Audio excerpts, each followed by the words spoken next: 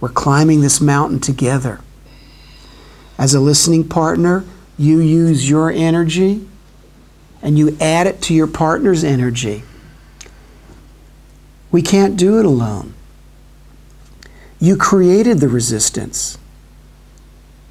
You created the denial. You exiled yourself from the kingdom, from the queendom. You did it. It takes the other's energy added to your energy to defeat the barriers of that mind. To defeat the barriers of the resistance that you created out of your good nature. You didn't do it maliciously. You did it, you created this beingness, this mechanism to get yourself across because you love others so much. It was slightly misguided, but you knew no better then.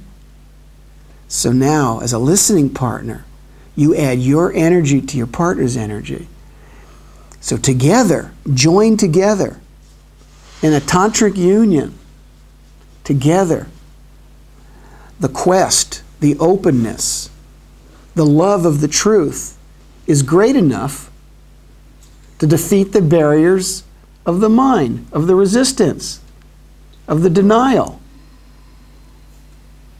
So you move into a state of unbridled love, of unbridled acceptance with your partner.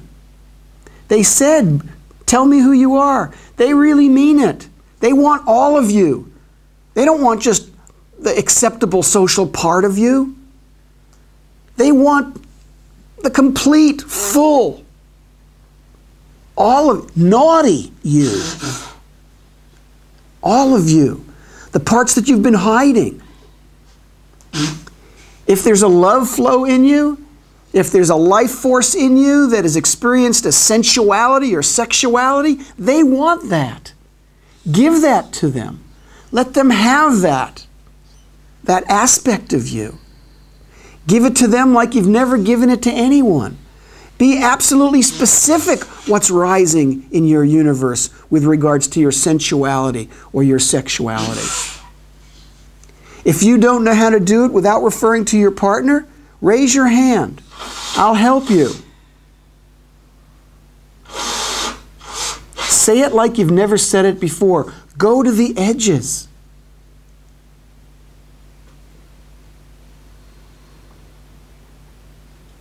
Your love is bigger than the socialized world. Your love is crying out, demanding to be freed. The fullness of yourself, the masculine self, the feminine self. When you take full responsibility energetically for what's occurring in your universe, you liberate the inner masculine, the inner feminine.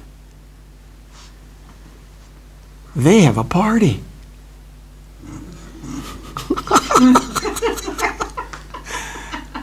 They love each other.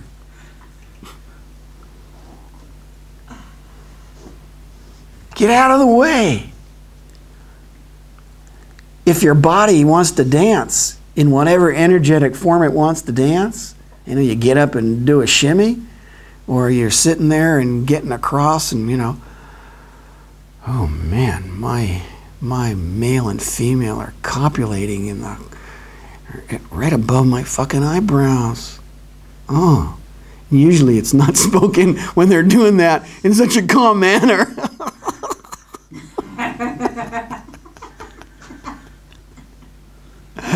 Let the laughter and the crying take place. That laughter and that crying is a pranayama. Pranayama is a Sanskrit word. Prana is the life force. Pranayama is Sanskrit. It's the breath. It's the purification activity. It's purification.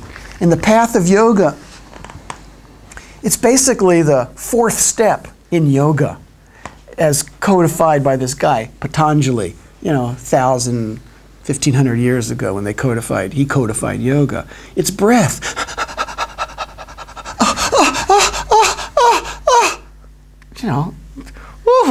Excuse me. Wow, I just let myself go for a moment. Woo, it feels so good. I'm not kidding. Yes, it feels good. This is pranayama. Let the breath love you. It's the male and female, the up and down action of the universe. This is called Shakti Chalana. Shakti Chalana is Sanskrit. Shakti is the life force. Chalana is movement. It's the purification activity of the entire universe. This. These two polar opposites moving together to join into union. In all of its myriad ways in this earthly place, in this subtle place. It's done when two bodies copulate. It's done when you laugh in your own body. It's done when you're in pondering. Is it this? Is it that? Is it this? Is it that? Patanjali said in the Yoga Sutras, if you want to know God, ponder the opposites. This is what you're doing naturally in this contemplation work. This is what you do naturally when there's a crisis in your life. She loves me, she doesn't love me. How could she not love me? I thought she loved me. Back and forth. This is the purification of the mind and the emotions. The laughter that occurs, the crying that occurs, this is God giving you purification activity. Let it happen. Don't stop it. As you continue to stay conscious of the one who's experiencing it. As you let the storm rage, you're in the eye of the storm. Let it go. You don't need to hold on to the suffering any longer. It's that suffering that will purify you. Why do people that go through suffering, when they come out the other side, go into deep gratitude? I never find anybody that doesn't go into deep suffering and then they come out with, that was the best thing that ever happened to me. Whether it's, she left me. I cried for 3 weeks. People would come up to me, how you doing?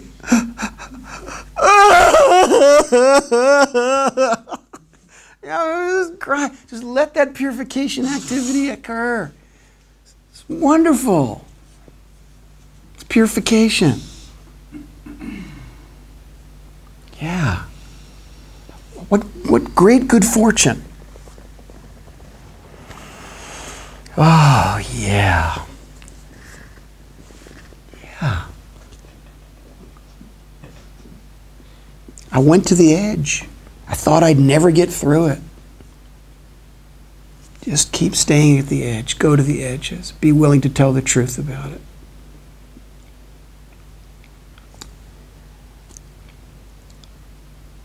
The path is simple. And great beings all across the planet say the same things about it.